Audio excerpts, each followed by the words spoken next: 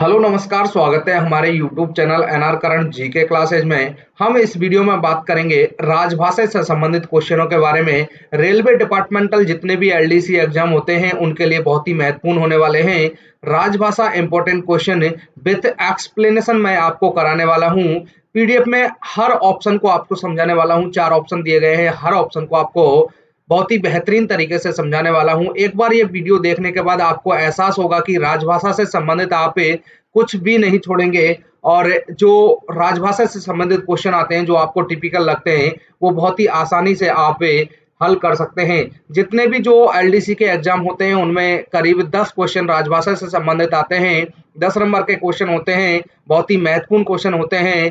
यहाँ पर देखिए, मैं इस वीडियो में आपको राजभाषा अधिनियम 1963 के से संबंधित जितने भी क्वेश्चन हैं, राजभाषा नियम 1976 से संबंधित जितने भी क्वेश्चन हैं और राजभाषा के संवैधानिक प्रावधान और उनकी जो समितियां हैं उनसे संबंधित जितने भी क्वेश्चन हैं वो सभी इस वीडियो में कराने वाला हूं। तो वीडियो में बने रहिएगा, वीडियो को लाइक करें, शेयर करें। चैनल पर नए हैं तो चैनल को सब्सक्राइब करके बेल आइकन प्रेस करें। शुरू करते हैं। पीडीएफ है और करीब इसमें 100 से 125 क्वेश्चन है। मैं यहाँ पर आपको बहुत ही आराम तरीके से और बहुत अच्छे तरीके से इसको समझाने वाला हूँ।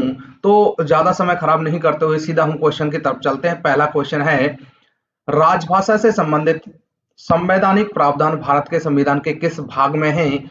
तो यहाँ पर देखिए आंसर साथ में लगे हुए हैं, तो गए इसका सही आंसर है भाग 17। अब हम भाग 17 के बारे में समझेंगे कि भाग 17 में टोटल 9 अनुच्छेद हैं। 9 अनुच्छेद हैं और कौन कौन से अनुच्छेद हैं? अनुच्छेद 343 से लेके 351 तक ये टोटल 9 अनुच्छेद हैं। हम यहाँ पर बारी बारी से जो अनुच्छेद हैं 343 से लेकर 351 इसके बारे में भी बात करेंगे। यहाँ थोड़ा सा हम इस क्वेश्चन के लिए कि भाग 17 में अनुच्छेद 343 से लेकर 351 तक हैं। अब थोड़ा सा मैं और डिटेल आपको बता देता हूं कि राजभाषा जो हमारी है वो हिंदी राजभाषा है। हिंदी राजभाषा है। हिंदी दिवस 14 सितंबर को मनाया जाता है। हिंदी दिवस 14 सितंबर को मनाया जाता है। विश्व हिंदी दिवस 10 जनवरी को मनाया जाता है। यहाँ पर आपको कंफ्यूज नहीं होना है। हिंदी दिवस 14 सितंबर को, विश्व हिंदी दिवस 10 जनवरी को। इसके अलावा राजभाषा, यहाँ पर कई सारे क्वेश्चन मैं आपको एक साथ बता रहा हूँ। राजभाषा नियम ये 28 जून 1976 को राजभाषा नियम आए, राजभाषा नियम बनाए गए। राजभाषा नियम के अलावा राजभाषा अधिनियम यहाँ पर थोड़ा सा क्लियर कर लीजिए इन चीजों को। ये पारित हुए थे 10 मई 1963। 10 मई 1963 को ये पारित हुए थे। यहाँ सही आंसर है भाग 17 जिसमें टोटल 9 अनुच्छेद है 343 से 351 तक। हम हर अनुच्छेद के बारे में बात करेंगे। पहला क्वेश्चन हमारा आंसर जो हो गया है भाग 17। क्वेश्चन नंबर 2 देखिए। क्वेश्चन नंबर 2, संघ की भाषा के बारे में संविधान के किस अध्याय में उल्लेख है? तो अध्याय 1 में संघ की भाषा के बारे में है कि संघ की राजभाषा हिंदी होगी, लिपि देवनागरी होगी। इस तरह से क्वेश्चन नंबर 2 का आंसर 1 है। मैं आपको यहाँ पर एक चीज और बता देता हूं कि आप एक नोटबुक साथ में रखें जिससे मैं यहाँ पर एक्स्ट्रा जो भी आपको बता रहा हूं उनको नोट करते जाएं, जिससे आप आगे पढ़ेंगे तो आपको आसानी होगी कि यहाँ पर जो एक्स्ट्रा बताया जा रहा है, पीडीएफ तो आपको मिल ही जाएगी लेकिन जो एक्स्ट्रा बताया जा रहा है वो आप नोट कर लें। क्वेश्चन नंबर 3 बहुत ही इंपॉर्टेंट क्वेश्चन है। संसद में प्रयोग की जाने वाली भाषा के संबंध में भारत के संविधान के किस अनुच्छेद में उल्लेख है? मेरी स्पीड थोड़ी स्लो रहेगी, आप वीडियो को बढ़ा के, स्पीड बढ़ा के भी देख सकते हैं। तो यहाँ पर देखिए अनुच्छेद 120 है। संसद में प्रयोग की जाने वाली भाषा जो है वो है अनुच्छेद 120 में। अब बात करें यहाँ पर अनुच्छेद 12 की, तो अनुच्छेद राज्य शब्द की परिभाषा अनुच्छेद 12 में बताया गया कि अनुच्छेद 12 जो है उसमें राज्य शब्द की परिभाषा, इसमें आपको मैंने बताया है कि संसद में प्रयोग की जाने वाली भाषा है। यहाँ पर देखिए ये विधानमंडल में अनुच्छेद 202 विधानमंडल में प्रयोग की जाने वाली भाषा अनुच्छेद 210 में दिया गया है। अनुच्छेद 112 की बात करें तो राष्ट्रपति द्वारा केंद्रीय बजट प्रस्तुत करना अनुच्छेद 112 में बताया गया है। तो इसका जो आंसर है अनुच्छेद 120 है, संसद में प्रयोग की जाने वाली भाषा। और यहाँ पर देखिए कुछ क्वेश्चन इसी टाइप से आपको नीचे मिल जाएंगे। क्वेश्चन नंबर 3 देखिए, 3 का आंसर 120 हो गया है, अनुच्छेद 120। क्वेश्चन नंबर 4 है, क्वेश्चन नंबर 4 में देखिए विधानमंडल में प्रयोग की जाने वाली भाषा के संबंध में भारत के संविधान के किस अनुच्छेद में उल्लेख है। ऊपर मैंने बताया था कि 210, तो 210 इसका सही आंसर है। ऑप्शन ख, ऑप्शन जो सेकंड है ख, वो इसका सही आंसर है, अनुच्छेद 210 है। 120 मैंने आपको अभी बताया था कि संसद में प्रयोग की जाने वाली भाषा के जो है वो संविधान के अनुच्छेद 120 में दिया गया है। अनुच्छेद 343 की बात करें तो इसमें संघ की राजभाषा के बारे में बताया गया है, जो अभी मैंने ऊपर आपको बताया था कि अनुच्छेद 343 से 351 9 अनुच्छेद है भाग 17 में। तो यहाँ पर एक अनुच्छेद 343, तो 343 में संघ की राजभाषा के संबंध में अनुच्छेद 343 है कि संघ की राजभाषा क्या होगी, लिपि क्या होगी। अनुच्छेद 343 1, 343 2 ऐसे दिया हुआ है। अनुच्छेद 345, तो अनुच्छेद 345 में राज्य की राजभाषाओं के बारे में है कि जो राज्यों की राजभाषा है वो क्या होगी। तो राज्यों की जो राजभाषा है अपने हिसाब से जो मतलब जिस राज्य से संबंधित है वो अपने राज्य की भाषा का उपयोग कर सकता है। क्वेश्चन नंबर 5 देखिए, संघ की राजभाषा के बारे में भारत के संविधान के किस अनुच्छेद में है कि संघ की राजभाषा हिंदी होगी और लिपि देवनागरी होगी। अनुच्छेद 343 में बताया गया है। तो ऑप्शन है इसका सही है, ऑप्शन डी इसका सही है क्वेश्चन नंबर 5 का। यहां पर देखिए जो अनुच्छेद 340 है ये संविधान के भाग 16 में है, भाग 16 में। और इसमें दोस्तों राष्ट्रपति द्वारा सामाजिक व शैक्षिक जो सामाजिक एवं शैक्षणिक रूप से पिछड़े जो वर्ग हैं उनके लिए एक आयोग की स्थापना से संबंधित ये दिया हुआ है। अनुच्छेद 120 आपको मैंने बताया था कि संसद में प्रयोग किए जाने वाली भाषा के संबंध में अनुच्छेद 120 में दिया गया है। क्वेश्चन नंबर 5 के बाद क्वेश्चन नंबर 6, राजभाषा के संबंध में आयोग और संसद की समिति के बारे में भारत के संविधान के किस अनुच्छेद में उल्लेख है। तो अनुच्छेद 344, अनुच्छेद 344 है। अब आप यहाँ पर सोचेंगे कि राजभाषा में ये अनुच्छेद करा रहा हूं मैं पीडीएफ में जो दिया हुआ है। यहाँ पर मैं टॉपिक वाइज से क्वेश्चन कर रहा हूं कि आपका कोई भी क्वेश्चन छूटे नहीं। जब भी आप हल करें थोड़ा सा आपको क्वेश्चन ज्यादा करने पड़ेंगे, लेकिन ये विश्वास दिला देता हूं कि राजभाषा से संबंधित जितनी भी मैं वीडियो लेके आऊंगा आपको पूरा राजभाषा उसमें कराने वाला हूं। तो ये यहाँ राजभाषा की फर्स्ट वीडियो है और इसमें जो राजभाषा आयोग है, राजभाषा अधिनियम है, राजभाषा नियम है, और जो समितियां हैं उनके बारे में यहाँ पर ये क्वेश्चन हैं। तो 6 का आंसर हुआ अनुच्छेद 344, अनुच्छेद 344 है। 210 के बारे में मैंने बताया था कि विधानमंडल में प्रयोग की जाने वाली भाषा होती है। और 3 में अभी ऊपर बताया था कि संघ की राजभाषा के बारे में है। अनुच्छेद 351, अनुच्छेद 351 हिंदी भाषा के विकास के निर्देश, जो हिंदी भाषा है उसके विकास के निर्देश अनुच्छेद 351 में दिए हैं।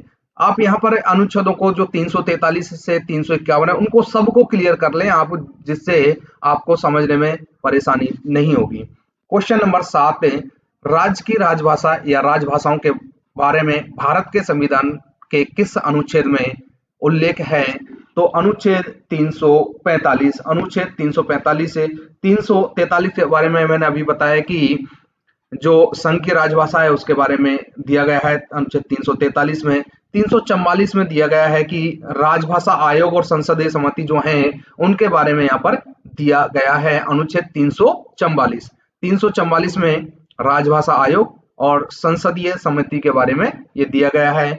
अनुच्छेद 346, अनुच्छेद 346 से राज्यों या संघों की जो पत्रादि की भाषा होगी वो क्या होगी, पत्रादि की जो राजभाषा होगी वो क्या होगी। राज्यों के बीच जो पत्रों का आदान प्रदान है, पत्रादि होगा तो उसमें राजभाषा क्या होगी, अनुच्छेद 346 में दिया गया है। क्वेश्चन नंबर 8 है। क्वेश्चन नंबर 8 देखिए, एक राज्य और दूसरे राज्य के बीच यदि किसी संघ के बीच राज्यों और संघ के बीच पत्रादि की भाषा के बारे में भारत के संविधान के किस अनुच्छेद में उल्लेख है? मैंने अभी आपको बताया था ऊपर है कि राज्यों के बीच और राज्यों और संघों के बीच में जो पत्रादि की राजभाषा होगी वो अनुच्छेद 346 में। तो option A is right answer हो जाएगा। क्वेश्चन नंबर 8 का ए इज राइट आंसर है। यहाँ पर 8वां क्वेश्चन चल रहा था हमारा, अनुच्छेद 346 राइट आंसर हो जाएगा। अनुच्छेद 347 के बारे में बात करें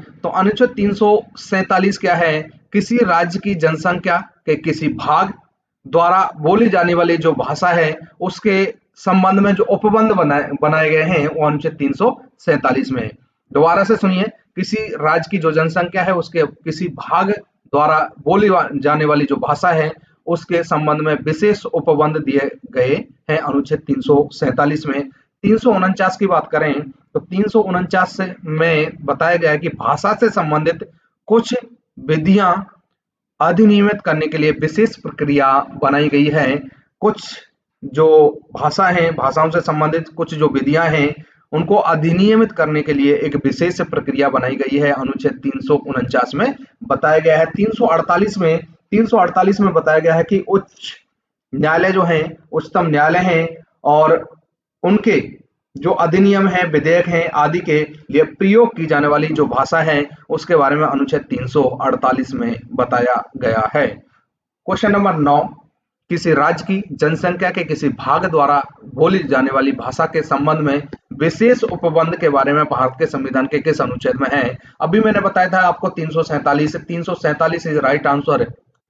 और क्वेश्चन नंबर 9 346 में ना आपको अभी बताया था कि राज्यों या संघों की जो बीच जो पत्रादि होंगी उनकी भाषा क्या होगी, ये बताया गया है अनुच्छेद 346 में। बाकी मैंने आपको 344 भी बताया था। 344 में मैंने आपको बताया था कि राज्य भाषा के संबंध में आयोग और संसद की जो समिति हैं उनके बारे में 344 में दिया गया है। 345 जो था, 345 इसमें राज्यों की राजभाषा और जो भाषाएं हैं भारत के संविधान के किस अनुच्छेद में दिया है? तो ये अनुच्छेद 345 में दिया है। क्वेश्चन नंबर 9 के बाद क्वेश्चन नंबर 10 देखिए। क्वेश्चन नंबर 10, उच्चतम न्यायालय और उच्च न्यायालयों में और अधिनियमों, विधेयक आदि के लिए प्रयोग की जाने वाली भाषा के संबंध में भारत के संविधान के किस अनुच्छेद में है? तो अनुच्छेद 348 से। अभी मैंने बताया था आपको कि उच्चतम न्यायालय है, जो सर्वोच्च न्यायालय हैं, उनके जो अधिनियम और विधेयक हैं उनके लिए प्रयोग की जाने वाली जो भाषा है वो अनुच्छेद 348 में है। अनुच्छेद 348 में है। 349 में मैंने आपको बताया था कि इसमें संविधान के लागू होने के बाद जो 15 वर्षों के दौरान राजभाषा से संबंधित कानून बनाने की जो प्रक्रिया है वो अनुच्छेद 349 में दी गई है। अनुच्छेद 349 में क्या दिया हुआ है? संविधान के लागू होने के बाद पहले 15 वर्षों के दौरान राजभाषा से संबंधित कानून बनाने की प्रक्रिया अनुच्छेद 350 से। अनुच्छेद 350 में कोई भी व्यक्ति कोई शिकायतें किसी भी भाषा में दे सकता है, कि अगर किसी व्यक्ति को कोई शिकायत देनी है तो वो किसी भी भाषा में दे सकता है, हिंदी, इंग्लिश, और वहां अगर जैसे राज्य से संबंधित है तो राज्य में जो बोली जाने वाली भाषा है उससे रिलेटेड यहाँ ये दिया हुआ है अनुच्छेद 350 में कि कोई व्यक्ति को कोई शिकायत दर्ज करानी है तो वो किसी भी भाषा में दे सकता है। क्वेश्चन नंबर 11 में देखिए, व्यथा के निवारण के लिए अभ्यावेदन में प्रयोग की जाने वाली भाषा के बारे में भारत के संविधान के किस अनुच्छेद में है? तो अभी आपको मैंने बताया था 350 से। राइट आंसर 350 की कोई भी व्यक्ति कोई शिकायत देना चाहता है तो वो किसी भी भाषा में अपनी जो शिकायत है वो दर्ज करा सकता है। क्वेश्चन नंबर 12, हिंदी भाषा के विकास के लिए निर्देश का उल्लेख भारत के संविधान के किस अनुच्छेद में है?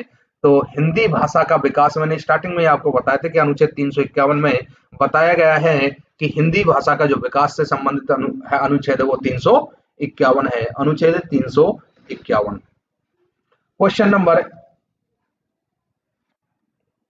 13 देखिए, भारत के संविधान के अनुसार संघ की राजभाषा हिंदी और लिपि देवनागरी होगी। सभी इस क्वेश्चन को जानते हैं। तो भारत की जो राजभाषा है संविधान के अनुसार जो संघ की राजभाषा हिंदी, लिपि देवनागरी होगी। क्वेश्चन नंबर 14 है। क्वेश्चन नंबर देखिए, संसदीय राजभाषा समिति में कितने सदस्य होते हैं? जो संसदीय राजभाषा समिति होती है उसमें कितने सदस्य होते हैं? पहले देखिए संसदीय राजभाषा समिति, इस समिति का जो गठन है राजभाषा अधिनियम 1963, राजभाषा अधिनियम 1963 की धारा 4 के अधीन, 1976 में किया गया है संसदीय राजभाषा समिति। तो संसदीय राजभाषा समिति का जो गठन है राजभाषा अधिनियम 1963 की धारा 4 के अधीन 1976 में किया गया है। टोटल इसमें 30 सदस्य होते हैं। 30 सदस्यों में लोकसभा से 20 सदस्य और राज्यसभा से 10 सदस्य यहाँ पर होते हैं। संसदीय राजभाषा समिति में टोटल 30 सदस्य होते हैं। बहुत बार ये क्वेश्चन आया हुआ है जिसमें लोकसभा से 20 और राज्यसभा से 10 सदस्य होते हैं। क्वेश्चन नंबर 15 है। क्वेश्चन नंबर 15 देखिए, संसदीय राजभाषा समिति की कौन सी उप समिति रेल कार्यालयों का निरीक्षण करती है? तो दूसरी उप समिति जो है वो रेल कार्यों का निरीक्षण करती है। संसदीय राजभाषा समिति की जो उप समिति है वो दूसरी, वो रेल कार्यालयों का निरीक्षण करती है। रेल से संबंधित जो कार्यालय हैं उनका निरीक्षण दूसरी उप समिति के बारे में बताया गया है। अगला देखिए क्वेश्चन नंबर 16 है, संसदीय राजभाषा समिति में लोकसभा से कितने सदस्य होते हैं? अभी मैंने बताया था कि लोकसभा से कितने सदस्य होते हैं, तो लोकसभा से 20 सदस्य होते हैं। राज्यसभा से कितने सदस्य होते हैं? 10 सदस्य होते हैं। क्वेश्चन नंबर 17 भी यहाँ पर हम क्लियर कर रहे हैं। तो संसदीय समिति में राजभाषा से संबंधित 10 सदस्य होते हैं। क्वेश्चन नंबर 18 है। क्वेश्चन नंबर 18 में देखिए, संविधान की किस अनुसूची में भाषाओं का उल्लेख है? तो ये देखिए 8वीं अनुसूची में जो संविधान की 8वीं अनुसूची है उसमें जो भाषाएं हैं उनका उल्लेख है। अब यहाँ पर मैं आपको जो मूल संविधान है, मूल संविधान में टोटल 14 भाषाएं थी। अभी आपसे पूछा जाए कि 8वीं अनुसूची में कुल कितनी भाषाएं हैं, तो 22 भाषाएं हैं। टोटल 22 भाषाएं हैं। तो 22 भाषाओं का जो उल्लेख है उस संविधान की 8वीं अनुसूची में किया गया है। 8वीं अनुसूची में किया गया है। मैं अभी आपको 22 भाषाएं बताऊंगा और 22 भाषाएं किस प्रकार से ये जुड़ी हैं। 7वीं अनुसूची की बात करें तो 7वीं अनुसूची में केंद्र और राज्यों के बीच शक्तियों का बंटवारा 7वीं अनुसूची में बताया गया है कि केंद्र और राज्यों के बीच जो शक्तियों का बंटवारा है वो संविधान की 7वीं अनुसूची में बताया गया है। 9वीं अनुसूची में भूमि सुधारों और जमींदारों प्रथा की जो उन्मूलन है उसको रोकने के लिए ये 1951 में जोड़ी गई थी। संविधान की 9वीं अनुसूची किससे संबंधित है? भूमि सुधारों से संबंधित है और जमींदारी प्रथा को रोकने से संबंधित है। अनुसूची नंबर 9। 10वीं दल बदल से संबंधित है। जो 52वां संविधान संशोधन हुआ था उसमें ये 1982 में जोड़ी गई थी। 10वीं अनुसूची दल बदल, जैसे राजनेता हैं किसी भी दल में आपस में इधर से उधर हो जाते हैं तो दल बदल से संबंधित ये अनुसूची है। अनुसूची नंबर 10 है। यहाँ पर जो मैंने भाषाओं का जिक्र किया था, अभी अगले क्वेश्चन में टोटल भाषाएं आपको बताने वाला, तो किस प्रकार से भाषाएं जुड़ी हैं। मूल संविधान में 14 भाषाएं थी। 14 भाषाओं के बाद 15वीं भाषा सिंधी जुड़ी थी। उसके बाद 16, 17, 18, उसके 19, 20, 21, 22 किस तरह से जुड़ी हैं वो सभी मैं आपको आगे बताऊंगा।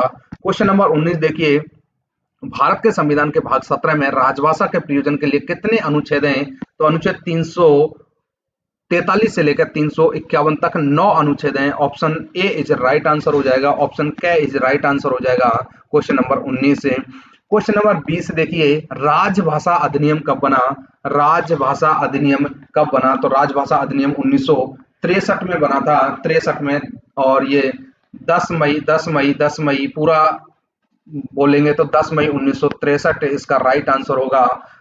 संशोधन हुआ है इसमें। संशोधन की अगर पूछा जाता है, कई बार पूछ लिया जाता है कि राजभाषा अधिनियम में संशोधन कब हुआ है, तो ये 1967 में ये संशोधन हुआ है, जिसमें भी 16 दिसंबर 1967। अगला क्वेश्चन देखिए, क्वेश्चन नंबर 21 है, राजभाषा अधिनियम की किस धारा के अधीन 14 दस्तावेजों को हिंदी और अंग्रेजी दोनों भाषाओं में अनिवार्य रूप से तैयार जारी या निष्पादित किया जाता है? तो राजभाषा अधिनियम की किस धारा में के अधीन 14 दस्तावेजों को हिंदी और अंग्रेजी भाषाओं में अनिवार्य रूप से तैयार, जारी या निष्पादित किया जाता है? तो अनुभाग जो धारा 3 है, 3 में का जो 3 है, जो 3 का 3 है, उसमें ये जो 14 दस्तावेज हैं उसके बारे में बताया गया है। तो 14 दस्तावेज कौन कौन से हैं वो मैं आपको यहाँ पर बता देता हूँ कि पहला जो दस्तावेज है वो संकल्प है, आप इनको लिख लीजिए। संकल्प, पहला संकल्प, दूसरा सामान्य आदेश है, दूसरा सामान्य आदेश है, तीसरा नियम, तीसरा नियम, तीसरा नियम, चौथा है अधिसूचनाएं, चौथा है अधिसूचनाएं, अधिसूचनाएं चौथा नंबर है। पांचवा नंबर है प्रशासनिक अन्य रिपोर्ट, प्रशासनिक व अन्य रिपोर्ट 5 है। 6 में है प्रेस विज्ञप्ति, 6 में है प्रेस विज्ञप्ति। 7वां है संविधान, 7वां जो है वो संविधान, 7वां संविधान। 8वां है करार, 8वां क्या है करार, करार 8वां। 9वां परमिट, 9वां परमिट। 10वां लाइसेंस, 10वां लाइसेंस। 11वां सूचना, 11वां सूचना। 12वां निविदा प्रारूप और सूचना, निविदा प्रारूप और सूचना। 13वां संसद के किसी सदन के समक्ष रखी जाने वाली प्रशासनिक जो रिपोर्ट है वो 14 नंबर, 13 नंबर, 13 नंबर क्या है, संसद के किसी सदन के किसी समक्ष रखी जाने वाली प्रशासनिक रिपोर्ट है। और लास्ट जो 14 है, 14वां जो दस्तावेज है वो है अन्य, अन्य जो दस्तावेज हैं वो इसमें आते हैं। तो आप 14 दस्तावेज कौन कौन से इनको याद रख सकते हैं, दोबारा से एक बार सुन लीजिए। संकल्प, सामान्य आदेश, नियम, अधिसूचनाएं, प्रशासनिक व अन्य रिपोर्ट, प्रेस विज्ञप्ति, संविदा, करार, लाइसेंस, परमिट, सूचना, निविदा प्रारूप और सूचना। 13वां जो है, 13 मैंने 12 अभी तक बता, 13 संसद के किसी सदन के समक्ष रखी जाने वाली प्रशासनिक रिपोर्ट, और 14 अन्य दस्तावेज। ये यहाँ पर 14 दस्तावेज हैं। यहाँ का जो सही आंसर हो जाएगा धारा 3 के 3 में ये 14 दस्तावेज से संबंधित बताया है। क्वेश्चन नंबर 22 से, क्वेश्चन नंबर 22 देखिए, राजभाषा अधिनियम के प्रयोजनों को कार्यान्वित करने के लिए नियम बनाने की शक्ति किसे प्रदान की गई है? तो ये केंद्र सरकार को प्रदान की गई है राजभाषा अधिनियम। राजभाषा अधिनियम आपको मैं अभी बताने वाला हूं।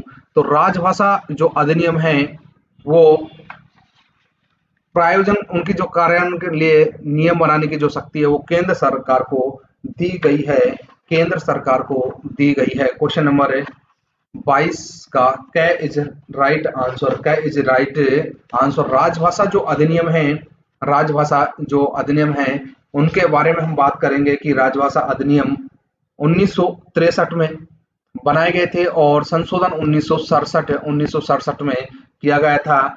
राजभाषा अधिनियम जो है उनका जो संक्षिप्त जो नाम है कि उनको राजभाषा अधिनियम ही कहा गया था। ये धारा जो 3 है उसमें जनवरी 1965 के 26वें दिन को प्रवर्त होगी और इस अधिनियम के शेष उपबंध उस तारीख से प्रवर्त होंगे। ये राजभाषा अधिनियम है और इसके डिटेल में आपको बताने वाला हूं। आगे देखिए क्वेश्चन नंबर 23 है, राजभाषा अधिनियम की कौन सी धाराओं के उपबंध जम्मू कश्मीर राज्य को लागू नहीं होते हैं? तो ये इस राइट आंसर 6 और 7 है, धारा 6 और 7 है। राजभाषा अधिनियम में संशोधन किस वर्ष हुआ? तो मैंने अभी आपको ऊपर बताया 1967 में, ये 1967 में ये संशोधन हुआ था। अगला देखिए क्वेश्चन नंबर 25 है, राजभाषा के संबंध में राष्ट्रपति के आदेश किस वर्ष की 27 अप्रैल को जारी हुए? तो 1960 राजभाषा के संबंध में राष्ट्रपति के जो आदेश है 27 अप्रैल 1960 को जारी हुए थे। क्वेश्चन नंबर 26 है, राजभाषा संकल्प कब प्रकाशित किए गए थे? 1968। राजभाषा नियम कब बने? तो राजभाषा जो नियम है 1976, राजभाषा जो नियम है 1976 में बने। राजभाषा जो नियम है 1976 में ये बने हैं। और पूरा क्या है, राजभाषा नियम 17 जुलाई 1976, 17 जुलाई 1976 में ये राजभाषा नियम पारित हुए थे। कुल नियम 12 हैं। राजभाषा से संबंधित कुल नियम जो 12 हैं, इनमें जो संशोधन हुआ है, प्रथम संशोधन आपसे पूछ लिया जाता है तो 1987, दूसरा संशोधन 2007, तीसरा संशोधन 2011, दो और चौथा संशोधन 2016। अब यहाँ पर आपको देखना है, ये मैंने 4 संशोधन बताए, तो कभी कभी पेपर में जो ऑप्शन होते हैं वो 3 संशोधन होते हैं, तो आपको 3 पर टिक लगाना है। तो राजभाषा नियम कब बने? 17 जुलाई 1976, 17 जुलाई 1976 में ये राजभाषा नियम बने।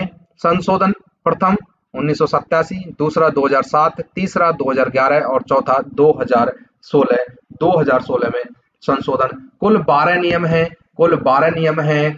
तमिलनाडु राज्य पर ये राजभाषा नियम लागू नहीं होते हैं। कई बार पूछा जाता है कि किस राज्य पर राजभाषा नियम लागू नहीं होते हैं, तो तमिलनाडु राज्य पर ये राजभाषा नियम नहीं होते हैं। अब देखिए, मैं यहाँ पर आपको राजभाषा नियम जो 12 हैं उनके बारे में बात कर लेते हैं कि कौन कौन से राजभाषा नियम हैं। तो मैं आपको शॉर्ट में आपको बता देता हूं, आप इनको नोट कर लीजिए।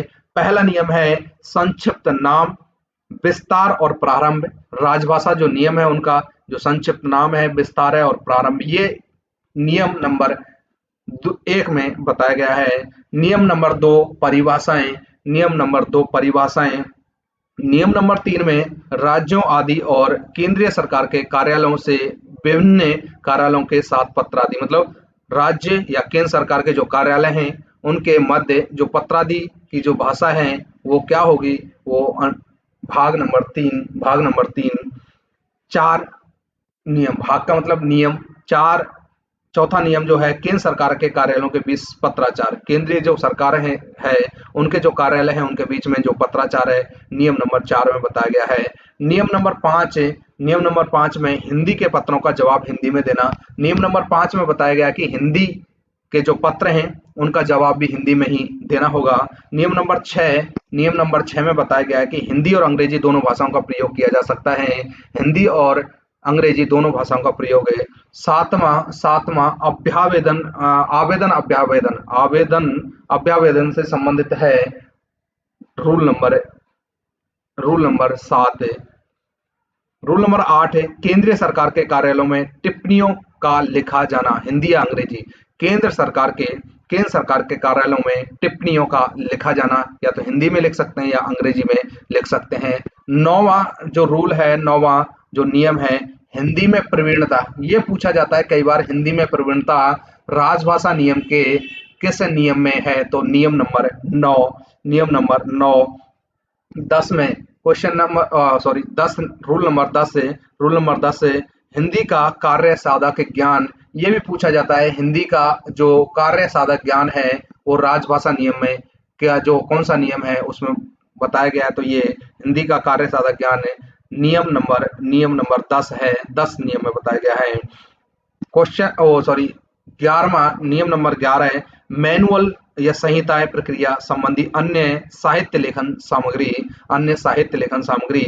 और रूल नंबर 12 क्या है? अनुपालन का उत्तरदायित्व। एक बार दोबारा से सुन लीजिए, थोड़ा सा मैं फास्ट आपको दोबारा से बता देता हूं, किसी का छोटा होगा तो आप दोबारा से नोट कर लीजिए। संबंधित नाम, विस्तार और प्रारंभ, रूल नंबर 1। रूल नंबर 2 परिभाषाएं। रूल नंबर 3 राज्यों आदि और केंद्र जो राज्य हैं और जो केंद्र सरकार हैं उनके कार्यालयों के बीच जो पत्रादि है उसके बारे में। रूल नंबर 4 केंद्रीय सरकार के कार्यालयों के बीच पत्राचार। रूल नंबर 5 हिंदी के पत्रों का जवाब हिंदी में। रूल नंबर 6 हिंदी और अंग्रेजी दोनों भाषाओं का प्रयोग है। रूल नंबर 7 आवेदन अभ्यावेदन। रूल नंबर 8 केंद्र सरकार के कार्यालयों में टिप्पणियों का लिखा जाना हिंदी या अंग्रेजी में। रूल नंबर 9 हिंदी में प्रवीणता। रूल नंबर 10 हिंदी का कार्य साधक ज्ञान। रूल नंबर 11 मैनुअल या जो संहिता है उनकी प्रक्रिया संबंधी उच्च साहित्य लेखन सामग्री। और रूल नंबर 12 अनुपालन या उत्तरदायित्व। रूल नंबर 12 अनुपालन या उत्तरदायित्व। क्वेश्चन नंबर 27 का राइट जो आंसर है वो 1976 है। रूल नंबर टोटल 12 मैंने आपको करा दिए हैं। क्वेश्चन नंबर देखिए, क्वेश्चन नंबर 28 से राजभाषा नियम में पहला संशोधन कब किया गया था? तो अभी मैंने आपको बताया था राल भाषा नियम में 1987 में आपको यहाँ पर पहला संशोधन हुआ, दूसरा संशोधन 2007 में, तीसरा संशोधन 2011 में और चौथा संशोधन 2009 में, चौथा संशोधन 2009 में, वो सॉरी 2016, तीसरा 2011 और चौथा 2016। अगला देखिए क्वेश्चन नंबर 29 से राजभाषा नियम का विस्तार किस राज्य पर लागू नहीं है। आपकी अभी बताया था कि जो राजभाषा नियम है वो तमिलनाडु राज्य पर लागू नहीं होते हैं, राजभाषा नियम तमिलनाडु राज्य पर लागू नहीं होते हैं। क्वेश्चन नंबर 30 देखिए, क्वेश्चन नंबर 30 राजभाषा प्रचार प्रसार की दृष्टि से देश को कितने क्षेत्रों में वर्गीकृत किया गया है, कि राजभाषा का जो प्रसार प्रचार है वो कितने क्षेत्रों में उसको बांटा गया है। क्वेश्चन नंबर 30, तो 3 क्षेत्रों में बांटा गया है, 3 क्षेत्रों में बांटा गया है, तीनों क्षेत्र आपको मैं बताने वाला हूं। तो 3 क्षेत्र में क्वेश्चन नंबर 30 का जो राइट आंसर है 3 क्षेत्र हैं क ख ग। इनको राज्यों के हिसाब से कि क क्षेत्र में कितने राज्य हैं, ख क्षेत्र में कितने राज्य हैं और ग क्षेत्र में कितने राज्य हैं। तो क क्षेत्र में, ख क्षेत्र में और ग क्षेत्र में, क क्षेत्र में 9 राज्य और 2 केंद्र शासित प्रदेश है, ख क्षेत्र में 3 राज्य और 2 केंद्र शासित प्रदेश है। इसके अलावा ग क्षेत्र में आते हैं जितने भी क और ख में नहीं आए हैं वो सभी ग में रखा गया है। क क्षेत्र में यहीं पे आपको मैं क्लियर करा देता हूं, क क्षेत्र में 9 राज्य कौन कौन से हैं, तो बिहार, हरियाणा, हिमाचल प्रदेश है, उसके बाद मध्य प्रदेश है, उसके बाद छत्तीसगढ़ है, छत्तीसगढ़ के बाद झारखंड है, झारखंड के बाद उत्तराखंड है और उत्तराखंड के बाद राजस्थान और राजस्थान के बाद उत्तर प्रदेश। ये 9 राज्य हैं, ये 9 राज्य हैं कै क्षेत्र में आते हैं, 9 राज्य कै क्षेत्र में आते हैं। इसमें जो अंडमान और जो निकोबार है अंडमान और निकोबार द्वीप समूह हैं वो इसमें कै क्षेत्र में केंद्र शासित प्रदेश हैं। ख क्षेत्र में दमन द्वीप और नागर हवेली ख क्षेत्र में है, बाकी ग क्षेत्र में सभी आते हैं। तो यहाँ पर 3 क्षेत्रों में बांटा गया है प्रचार प्रसार के लिए राजभाषा के क, ख और ग। क में 9 राज्य प्लस 2 केंद्र शासित प्रदेश है। ख में 3 राज्य हैं, 3 राज्य कौन कौन से हैं, तो महाराष्ट्र, पंजाब और गुजरात। महाराष्ट्र, पंजाब और गुजरात ये 3 राज्य हैं। 2 केंद्र शासित प्रदेश इसमें दमन द्वीप और दादर नागर हवेली हैं। बाकी जितने भी राज्य बचते हैं वो ग क्षेत्र में आ जाएंगे और जितने भी केंद्र शासित प्रदेश बचे हैं वो ग क्षेत्र में आ जाएंगे। तो यहाँ आपको क्लियर कर लेना है कि क क्षेत्र में 9 राज्य हैं, 2 केंद्र शासित प्रदेश हैं, ख क्षेत्र में 3 राज्य हैं और 2 केंद्र शासित प्रदेश हैं। अगला देखिए क्वेश्चन नंबर 31, अंडमान निकोबार द्वीप समूह राजभाषा के प्रयोग प्रसार के लिए वर्गीकृत किस क्षेत्र में। तो मैंने आपको अभी बताया है अंडमान और निकोबार कै क्षेत्र में आते हैं, अंडमान और निकोबार कै क्षेत्र में आते हैं। हिमाचल प्रदेश राजभाषा के प्रयोग या प्रसार के लिए वर्गीकृत किस क्षेत्र में आता है, तो अभी मैंने बताया था हिमाचल प्रदेश कै क्षेत्र में आता है, कै क्षेत्र में आता है। इसलिए दोस्तों मैंने आपको ऊपर क्लियर करा दिया था कि 9 राज्य कौन कौन से रहेंगे, केंद्र शासित प्रदेश कौन कौन से रहेंगे। क्वेश्चन नंबर 33 है दमन द्वीप राजभाषा के प्रयोग प्रसार के लिए वर्गीकृत किस क्षेत्र में अधीन आते हैं, तो ये ख में आते हैं। दमन और द्वीप ख क्षेत्र में आते हैं। दादर और नागर हवेली ये जो केंद्र शासित प्रदेश है ये भी ख क्षेत्र में आता है, ये भी ख क्षेत्र में आता है। क्वेश्चन नंबर 35 है मेघालय राज्य राजभाषा के प्रयोग प्रसार के लिए वर्गीकृत किस क्षेत्र में आता है, तो ग क्षेत्र में आता है। मेघालय ना तो क में आता है ना ख में आता है, इसलिए इसको ग में रखा गया है। मैंने आपको बताया था कि ग क्षेत्र में वही आते हैं जो ना तो क क्षेत्र में है ना ही ख क्षेत्र में है, वो ग क्षेत्र में आएंगे।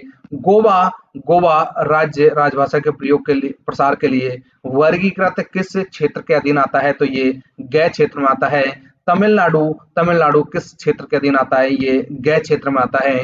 मैं यहाँ पे आपका समय ज्यादा खराब नहीं कर रहा हूँ, अरुणाचल प्रदेश किस में आता है? तो ये गय क्षेत्र में आता है, गय क्षेत्र में आता है। क्वेश्चन नंबर 39 देखिए, क्वेश्चन नंबर 39 देखिए, हिंदी के कार्य साधक ज्ञान की परिभाषा राजभाषा नियम के किस नियम संख्या में शामिल है? तो ये 10 नियम संख्या 10। मैंने आपको पहले बताया था कार्य साधक हिंदी का जो कार्य साधक ज्ञान है रूल नंबर 10 में है। टोटल जो भाषा नियम थे 12 नियम थे। 12 नियम आपको मैंने बताया था कि उसमें 10वां जो नियम था वो था हिंदी का कार्य साधक ज्ञान। जो क्वेश्चन यहाँ आया है राइट आंसर यहाँ पर हो जाएगा घ, राइट आंसर घ हो जाएगा। अगला देखिए,